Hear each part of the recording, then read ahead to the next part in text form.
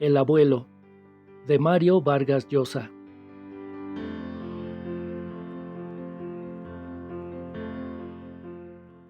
Cada vez que crujía una ramita, o croaba una rana, o vibraban los vidrios de la cocina, que estaba al fondo de la huerta, el viejecito saltaba con agilidad de su asiento improvisado, que era una piedra chata, y espiaba ansiosamente entre el follaje. Pero el niño aún no aparecía. A través de las ventanas del comedor, abiertas a la pérgola, veía, en cambio, las luces de la araña encendida hacía rato, y bajo ellas sombras imprecisas que se deslizaban de un lado a otro con las cortinas lentamente. Había sido corto de vista desde joven, de modo que eran inútiles sus esfuerzos por comprobar si ya cenaban o si aquellas sombras inquietas provenían de los árboles más altos. Regresó a su asiento y esperó. La noche pasada había llovido, y la tierra y las flores despedían un agradable olor a humedad. Pero los insectos pululaban, y los manoteos desesperados de don Eulogio en torno del rostro no conseguían evitarlos.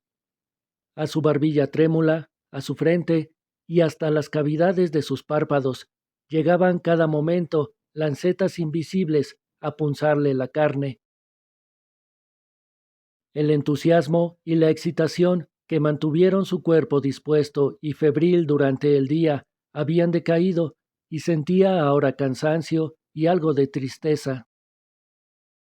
Le molestaba la oscuridad del vasto jardín y lo atormentaba la imagen, persistente, humillante, de alguien, quizá la cocinera o el mayordomo, que de pronto lo sorprendía en su escondrijo.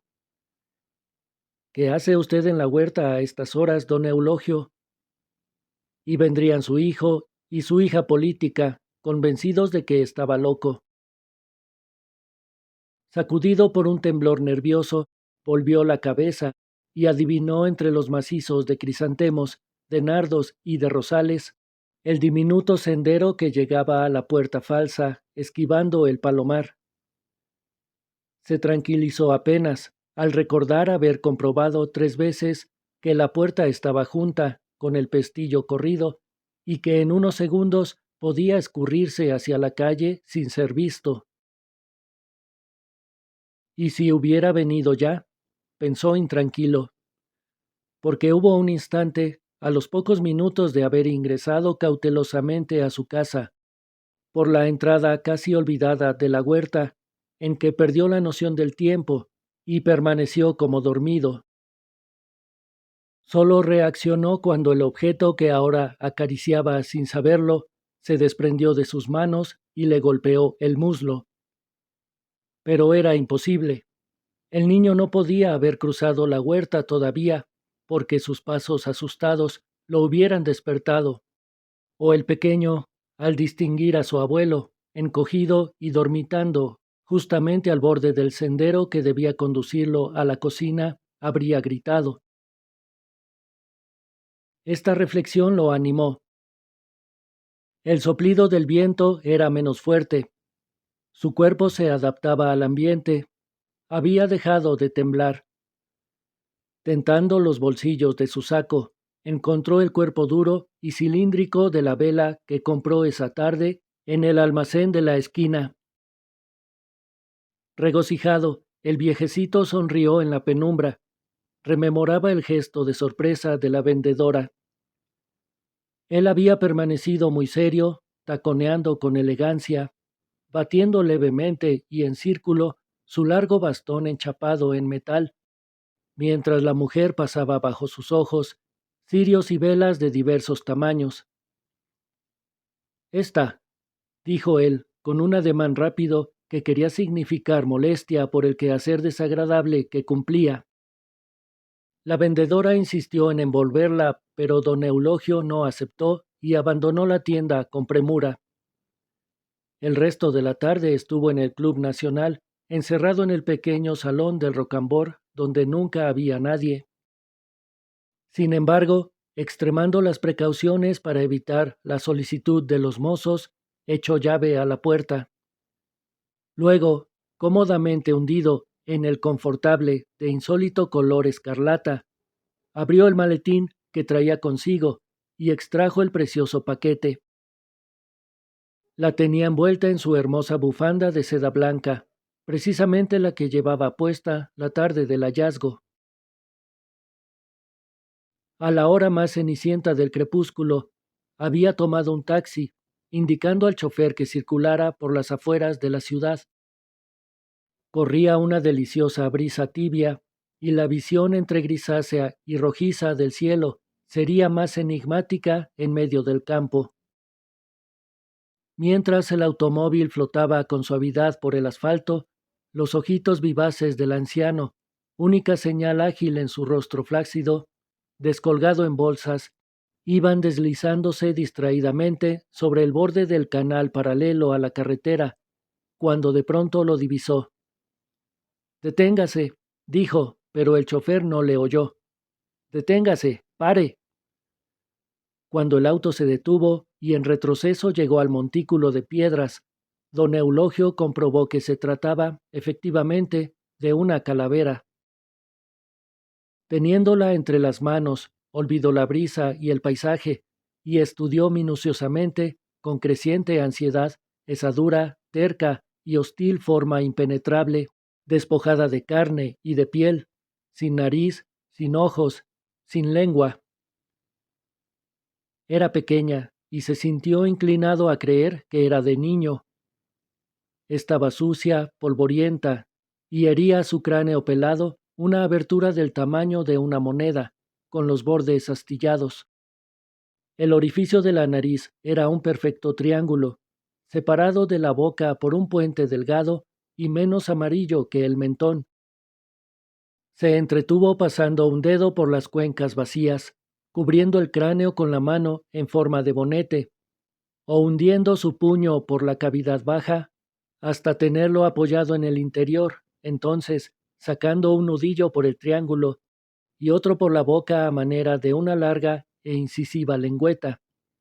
Imprimía a su mano movimientos sucesivos y se divertía enormemente, imaginando que aquello estaba vivo.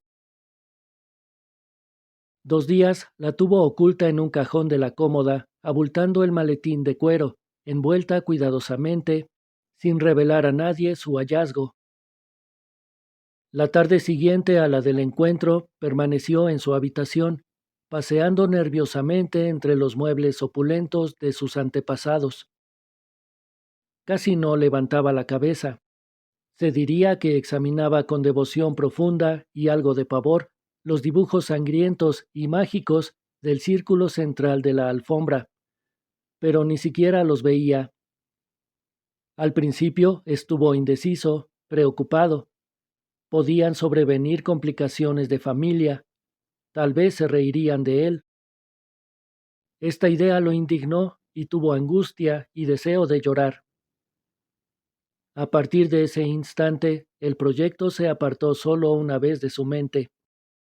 Fue cuando de pie ante la ventana vio el palomar oscuro, lleno de agujeros, y recordó que en una época aquella casita de madera con innumerables puertas no estaba vacía, sin vida, sino habitada por animalitos grises y blancos que picoteaban con insistencia, cruzando la madera de surcos y que a veces revoloteaban sobre los árboles y las flores de la huerta.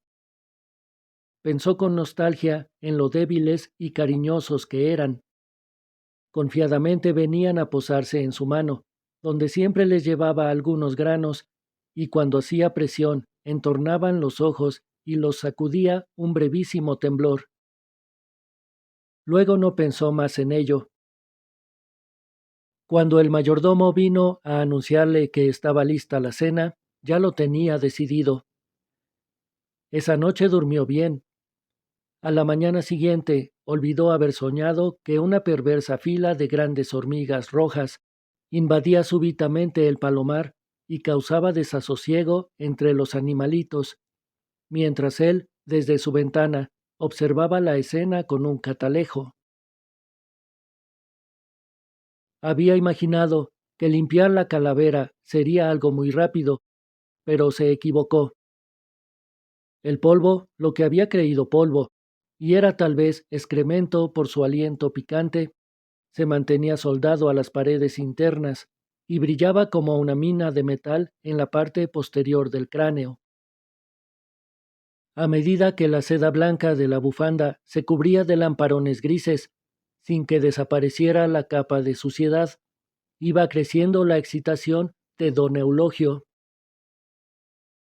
En un momento, indignado, arrojó la calavera, pero antes que ésta dejara de rodar, se había arrepentido y estaba fuera de su asiento, gateando por el suelo hasta alcanzarla y levantarla con precaución. Supo entonces que la limpieza sería posible utilizando alguna sustancia grasienta. Por teléfono, encargó a la cocina una lata de aceite y esperó en la puerta al mozo, a quien arrancó con violencia la lata de las manos, sin prestar atención a la mirada inquieta con que aquel intentó recorrer la habitación por sobre su hombro. Lleno de zozobra, empapó la bufanda en aceite y, al comienzo con suavidad, después, acelerando el ritmo, raspó hasta exasperarse. Pronto comprobó entusiasmado que el remedio era eficaz. Una tenue lluvia de polvo cayó a sus pies, y él ni siquiera notaba que el aceite iba humedeciendo también el filo de sus puños y la manga de su saco. De pronto, puesto de pie de un brinco, admiró la calavera que sostenía sobre su cabeza, limpia, resplandeciente, inmóvil, con unos puntitos como de sudor sobre la ondulante superficie de los pómulos. La envolvió de nuevo, amorosamente, cerró su maletín y salió del Club Nacional. El automóvil que ocupó en la Plaza San Martín lo dejó a la espalda de su casa, en Orrantia. Había anochecido. En la fría semioscuridad de la calle se detuvo un momento, temeroso de que la puerta estuviese clausurada. Enervado, estiró su brazo y dio un respingo de felicidad al notar que giraba la manija y la puerta cedía con un corto chirrido. En ese momento escuchó voces en la pérgola. Estaba tan ensimismado que incluso había olvidado el motivo de ese trajín febril. Las voces, el movimiento fueron tan imprevistos que su corazón parecía el balón de oxígeno conectado a un moribundo. Su primer impulso fue agacharse, pero lo hizo con torpeza. Resbaló de la piedra y cayó de bruces. Sintió un dolor agudo en la frente y en la boca un sabor desagradable de tierra mojada, pero no hizo ningún esfuerzo por incorporarse y continuó allí, medio sepultado por las hierbas, respirando fatigosamente, temblando. En la caída había tenido tiempo de elevar la mano que conservaba la calavera, de modo que ésta se mantuvo en el aire, a escasos centímetros del suelo, todavía limpia. La pérgola estaba a unos 20 metros de su escondite, y don Eulogio oía las voces como un delicado murmullo, sin distinguir lo que decían. Se incorporó trabajosamente. Espiando, vio entonces en medio del arco de los grandes manzanos, cuyas raíces tocaban el zócalo del comedor, una silueta clara y esbelta, y comprendió que era su hijo. Junto a él había otra, más nítida y pequeña, reclinada con cierto abandono. Era la mujer. Pestañeando, frotando sus ojos, trató angustiosamente, pero en vano, de divisar al niño. Entonces lo oyó reír, una risa cristalina de niño, espontánea, integral, que cruzaba el jardín como un animalito. No esperó más. Extrajo la vela de su saco, a tientas junto ramas, terrones y piedrecitas, y trabajó rápidamente hasta asegurar la vela sobre las piedras y colocar a ésta, como un obstáculo, en medio del sendero. Luego, con extrema delicadeza para evitar que la vela perdiera el equilibrio, colocó encima la calavera. Presa de gran excitación, Uniendo sus pestañas al macizo cuerpo aceitado, se alegró. La medida era justa. Por el orificio del cráneo asomaba el puntito blanco de la vela como un nardo. No pudo continuar observando. El padre había elevado la voz, y aunque sus palabras eran todavía incomprensibles, supo que se dirigía al niño. Hubo como un cambio de palabras entre las tres personas. La voz gruesa del padre, cada vez más enérgica, el rumor melodioso de la mujer, los cortos grititos destemplados del nieto. El ruido cesó de pronto. El silencio fue brevísimo. Lo fulminó el nieto, chillando. Pero conste, hoy acaba el castigo. Dijiste 7 días y hoy se acaba. Mañana ya no voy. Con las últimas palabras, escuchó pasos precipitados. ¿Venía corriendo? Era el momento decisivo. Don Eulogio venció el ahogo que lo estrangulaba y concluyó su plan. El primer fósforo dio solo un fugaz hilito azul. El segundo prendió bien. Quemándose las uñas, pero sin sentir dolor, lo mantuvo junto a la calavera, aún segundos después de que la vela estuviera encendida. Dudaba, porque lo que veía no era exactamente lo que había imaginado, cuando una llamarada súbita creció entre sus manos con brusco crujido, como un pisotón en la hojarasca, y entonces quedó la calavera iluminada del todo, echando fuego por las cuencas, por el cráneo, por la nariz y por la boca. «Se ha prendido toda», exclamó maravillado. Había quedado inmóvil y repetía como un disco: «Fue el aceite, fue el aceite». Estupefacto, embrujado ante la fascinante calavera enrollada por las llamas. Justamente en ese instante escuchó el grito.